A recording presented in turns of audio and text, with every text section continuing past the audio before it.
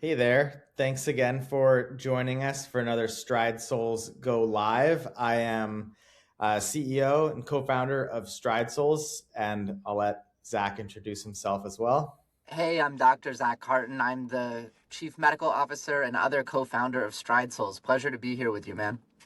Yes, of course, another week. Uh, as we always do, we've got a number of questions that come in from our audience around the world, actually. And one topic that we thought we would discuss today is shoes, basically breaking down what shoes are best for orthotic, which ones to avoid. So, Zach, if you have no other questions, I can just jump into them from our audience. Yeah, let's do like the top five or something like that. Okay, yeah, sounds good. So, one we get asked all the time about is Hoka. Do you have an opinion on those shoes for people suffering with different foot ailments? Yeah, so Hoka shoes have gotten really popular in the past maybe 3 to 5 years, and people love them because they have that really, really thick sole on them, which are very cushiony when you step in them. I bought myself a pair actually to test out what they feel like. I think it's important to remember what they were originally invented for, which is downhill running. And for downhill running, they are definitely the best shoes you can get because that thick sole is going to really reduce a lot of the hard impacts that your foot is making as you're taking big strides down rocky or any sort of hard trail running terrain. However, a lot of people wear Hokas not for their intended use. They wear them just for city walking, standing around at work, um, yeah, just all around comfort.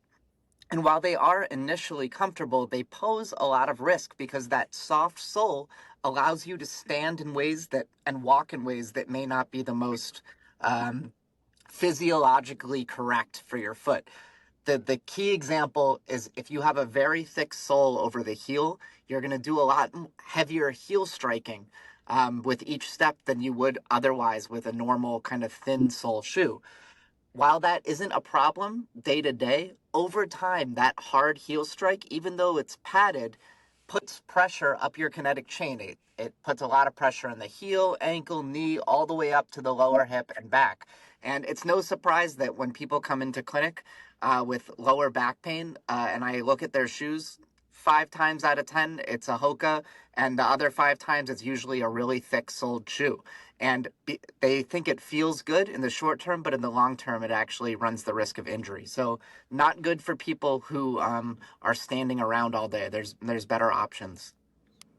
Why do you think that there's so mis there's so much misconception about having like a big thick toed or thick soled shoe? Like it seems like it's so popular now. It's almost hard to avoid that thinking that okay, I need something with like I don't know 2 inches of support on there.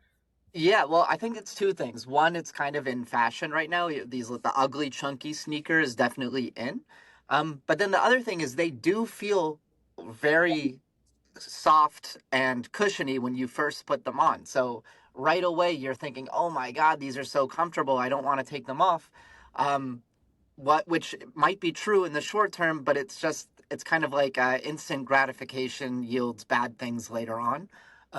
So if you're concerned about injury prevention, longevity, being able to move and run well, for years, not just in the short term, I would consider a different option. Right, right, right. Okay, excellent. Another one that we get asked all the time about is on cloud shoes. I actually have a pair of the Rogers in the other room. They're an interesting one. I know that they initially started cutting up the garden hose material to Right. those, like circles. Tell me a little bit more about those ones. Yeah, so I'm not going to talk so much about the Roger version that you have because that's kind of your more typical sneaker. It doesn't have any unique cushioning on the bottom, but I'm thinking of the On Cloud shoes, and they'll put up a picture here of the ones that have those holes in the bottom that are supposed to provide cushioning. And there's really a lot of similarities between Hoka and On Cloud in terms of how they feel when you first put them on. They're quite soft. I think a particular problem with OnCloud is that the holes allow for the foot to really easily bend toward the outside or inside when you're walking. If you look at someone in OnClouds, they're hardly ever taking heel strikes to forefoot off in a straight line. There's usually quite a big wobble. And again, if you're wearing these day in, day out, that puts a lot of extra force and stresses on the outside of your ankle and the outside of your knee. And I've been saying this for a long time, but when people come into clinic with knee pain, it's like clockwork. They're always wearing one of three shoes, and those are on clouds for the same reason that I said. Crocs, which also have almost no lateral stability. And then the last are certain types of Skechers, which similarly lack this left to right stability. So they're definitely not good for people who are trying to avoid or are suffering from ankle or knee pain. Okay, okay. And here's like a more general question, but what do you value when people are doing sports like pickleball or tennis where they're like doing more lateral movements versus like running where it's just like straightforward and back? Yeah, so if you go to the store and look at the typical tennis shoe, those they're actually great for pickleball or tennis type lateral movements. And what's unique about those shoes compared to Hoka or OnCloud is that the sole of the shoe is usually quite thin. When you step in, you're really in contact with the ground, which is important for sports because it gives you that tactile sensoromotor sense that is able to transmit information from the ground up into the brain and then into your racket so you're in that right position. They also have a lot of room in the forefoot for your toes to spread wide, which is important for stability as you're trying to jump and move laterally. And then lastly, they have decent ankle support as well. They usually go up a little bit to ensure that there's not too much ankle mobility. Interesting. Okay. Well, I guess we're talking about running shoes now. So, have you looked at Ultra shoes? I know a lot of Yeah, customers ask about that as well. yeah, Altra shoes I think are one of the premier running shoes, and it's for the reasons that I've basically already described as wrong with Hoka and OnCloud. Altras have a really wide toe base, which again, your foot when you're running should not be in a compressed position. Your toes, particularly your big toe, is meant to be a little bit lateral and give you extra stability and push off during your stride. They also don't have as thick cushioning as the OnCloud and Hokas, and the cushioning that they do have is a lot firmer, which again just gives you more contact with the ground and forces your foot to move in a functional way without over reliance on heel striking, which unfortunately the other two shoes enable you to do. Right, right, right. Interesting. Are there any, I don't know if you know this, but any like things in running shoes that you would avoid?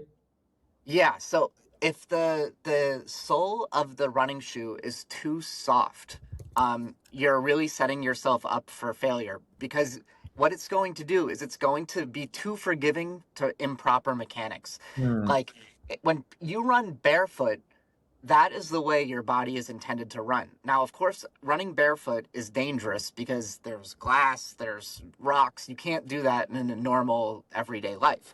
But your shoe shouldn't take you so far away from running barefoot that you're now just running on a big pillow with every step. The mechanics you have while running barefoot are the mechanics you should have with shoes on. So anything that allows you to mimic that is a great thing. And you know, Stride Soles has custom orthotics, but in many use cases, the custom orthotic is only as good as the shoe sole. So we try to provide support and stability to the foot with our custom insoles. But if the shoe sole, like in a Hoka or OnCloud, is too soft, too bulky, has too much mobility, the orthotic can only do so much. Right, right, right, right. Okay. Got two more shoe options that people are asking about. The Samba, man, that's a classic. I had that a couple years ago, but it seems to be coming back around. Yeah, so I think the Samba is actually a pretty good shoe. The simplicity of it allows for your foot to really move in a normal mechanical position. There's not too much padding where you're losing stability. it passes the drop test. So if you have Sambas at home and you kind of put the heel on the floor and let it fall, it's not going to wobble too much. And it's because the bottom is quite symmetric and flat. The only problem with the Samba is they were developed, I believe, as like indoor soccer shoes, and the toe portion is quite small, which gives you maybe more control over a soccer ball if you're using them for indoor soccer. But for everyday walking and standing around, it does compress your toes a little bit and could cause discomfort in the long term. Interesting. Yeah, I the Sambas are like they're thinner soled, which in some ways is actually good because Yeah. closer to barefoot. Yes, I think the thin sole, and it's not just that they're thin, it's that the sole is quite hard rubber. Um, that is what's critical. Or what about them being flat? Can you talk about because like Hokas are more like rocker shaped. I think those ones are flat, which also is used from what I see is a lot of people doing weightlifting, like squatting and stuff. Yeah, so in general, I think flat shoes are the way to go. For running shoes do tend to have a little bit of that rocker shape to help with the forward push off. But even the ones that we recommend, which are Altras, you'll notice have a much flatter sole than the Hoka and On Cloud counterparts. So in general, I think the flatter the shoe, the better, particularly if you're suffering from an injury that's go either the ankle or up, because any sort of lack of stability from the sole is going to put a little bit of micro strain on your ankle, and that just gets magnified on the way up. Just like if you were to hold your arm straight up, if you move the bottom of the elbow just a little bit, it moves the hand quite a lot. So anything that moves the ankle a little bit is going to put the knee out of alignment, the hip out of alignment even more, and your back out of alignment the most. Right, right. Okay, cool. And the last one we've got is the oh yeah, is the Air Force Ones. Also another shoe that I had back in the day.